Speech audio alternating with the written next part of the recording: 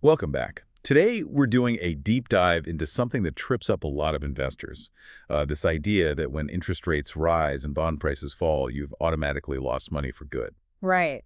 It's a really important point, especially, for investors focused on income and keeping their capital safe. Understanding how bonds actually work is pretty fundamental. Absolutely. So our mission for this deep dive is to really dig into the insights from a specific article that tackles this head-on. We're using Nick McGillies' piece, Why You Don't Lose Money in Bonds, if you wait long enough. hmm And just to be clear, everything we're discussing, all the examples, they come directly from that source. We're aiming to lay out the author's perspective clearly for you, our listeners. Exactly. This is for you, the Finbot Insights audience on YouTube. We want to make this clear and actionable. So let's start with the core idea from the article. Okay. The main point the author makes is that this loss people see when bond yields go up. It's often just a temporary thing on paper, a mark-to-market adjustment. Especially, and this is key, if you own an individual bond and plan to hold it until it matures. Right, the individual bond distinction. The article uses a great example to make this clear. Let's walk through it. Imagine an investor buys a one-year U.S. Treasury bill. Okay. It yields 4%. So to get $100 back in a year, you pay $96.15 today. That's just the $100 divided by 1.04. Exactly. That $96.15 is what you pay now for the promise of $100 from the government in a year. The difference, that $3.85, that's your 4% return over the year. Simple enough. But then the article throws a curveball. Immediately after you buy this bond, let's say market rates for new one-year treasuries jump to 5%. Right.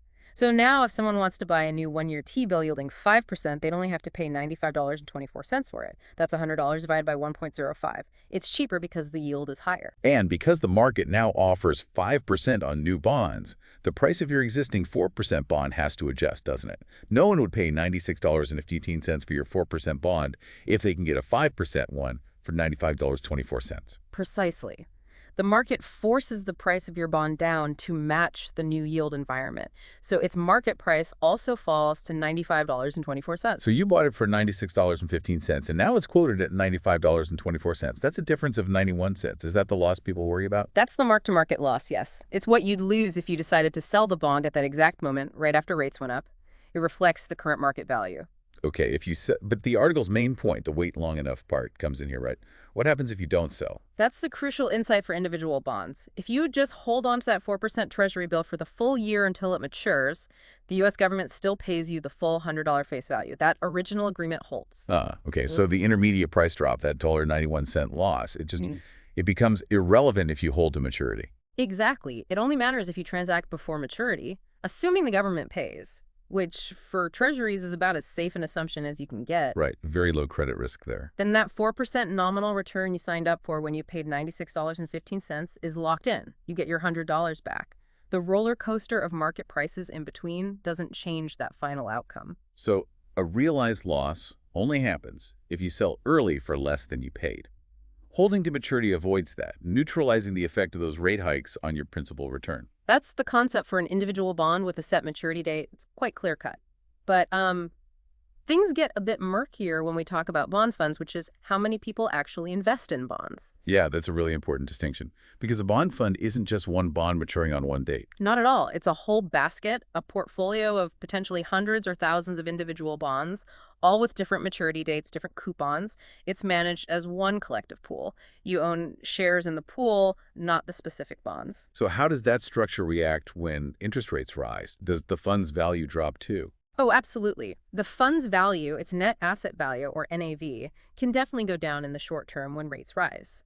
Just like the individual bonds inside it lose market value, the overall value of the fund's holdings drops, pulling the NAV per share down. Okay, so far, similar to the individual bond's price drop.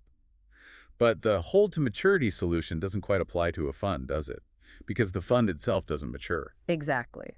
This is where the concept of duration becomes really helpful, as the article explains. Duration is basically a measure of how sensitive a bond or a bond fund's price is to changes in interest rates. And the article gives a kind of rule of thumb for that. Yeah, a useful approximation. A duration of 1 means about a 1% price drop for a 1% rise in interest rates. A duration of 5 means roughly a 5% price drop for that same 1% rate increase. It gives you a sense of the potential price volatility. Okay, so going back to our one-year T-bill example, it had just 1 year left, so its duration was around 1. Right. And remember when rates went up 1%, from 4% to 5%, its price dropped by about 0.95%. That fits pretty well with the duration rule, a duration of 1 leading to about a 1% price drop. And the article also mentioned duration gives an idea of the recovery time, like Yeah. how long it might take for reinvesting income at higher rates to make up for the price drop. Yes, roughly. For that duration 1 bond, the recovery period is about 1 year, which makes sense because that's when it matures and you get your full principal back anyway. But here's where funds and individual bonds really part ways based on duration. This is the critical difference. For an individual bond, its duration shrinks over time. A 10-year bond becomes a 9-year bond, then an 8-year bond. As it gets closer to maturity, its duration falls, and it becomes less sensitive to rate changes. It gets pulled towards that final $100 payment. But a bond fund, A typical bond fund tries to maintain a consistent average duration. As bonds inside the fund mature or are sold, the manager buys new bonds to keep the overall average duration around its target, say 5 years. The fund itself doesn't have an end date where everything matures at once. Its duration keeps resetting. I see. So if interest rates just keep going up and up, what does that resetting duration mean for the fund's value? Well, it means the fund can keep losing value. Because its duration isn't shrinking towards zero like an individual bonds, it stays sensitive to those rising rates. The article makes the point that just holding the fund for its average duration, say 5 years, might not be enough to recover your losses if rates keep climbing during those 5 years and beyond. So waiting long enough for a bond fund in a rising rate environment could mean waiting, well, potentially much longer than its average duration, because you need the higher income from reinvestment to eventually overcome those ongoing price hits. That seems to be the implication, yes. It's a very different dynamic from the guarantee you get by holding an individual bond to its specific maturity date. The principal return isn't fixed on a certain day for the whole fund. It's more about the long-term accumulation of income, potentially offsetting those mark-to-market hits over time. Exactly. And the author does add a little caveat there. This logic mostly applies to funds that passively maintain a duration target. Actively managed funds might try to shift duration or make other changes, which could lead to different results, obviously. Okay, so let's try and pull together the author's sort of bottom line from all this. I think the main thing is that many investors just misunderstand how bonds work. They might expect them to be stable like cash, which isn't usually the case, especially for longer-term bonds. And again, for individual bonds, if you ignore credit risk, holding to maturity means you get the payments you were promised, including your principal back. That nominal return is locked in. Right, so if your absolute top priority is safety, like avoiding any chance of selling at a loss before maturity, the article suggests sticking to the shortest duration individual bonds you can find, things like short-term T-bills. Their prices just don't move much with rate changes. Because their duration is so low and Right. maturity is so close. Exactly. So ultimately, the article suggests 2 main ways to avoid realizing bond losses. Either buy shorter duration bonds to begin with, minimizing the price swings, That's or just wait. For an individual bond, waiting means holding to maturity. For a bond fund, especially if rates keep rising, waiting might mean holding for a potentially very long time, maybe longer than the average duration, to let that higher income hopefully compound and offset the NAV declines. It really highlights how the way you hold bonds, individual versus fund, drastically changes the experience, doesn't it? Especially regarding interest rate risk. It really does. You need to know what mechanism you're relying on. Is it the contractual promise of a specific payment on a specific date? That's an individual bond held to maturity. Or is it participation in a pool that constantly generates income, reinvests it, and hopefully overcomes price dips over the long haul?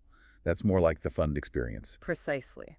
So, thinking about our listeners, particularly those focused on income, what are the key things to take away from this deep dive?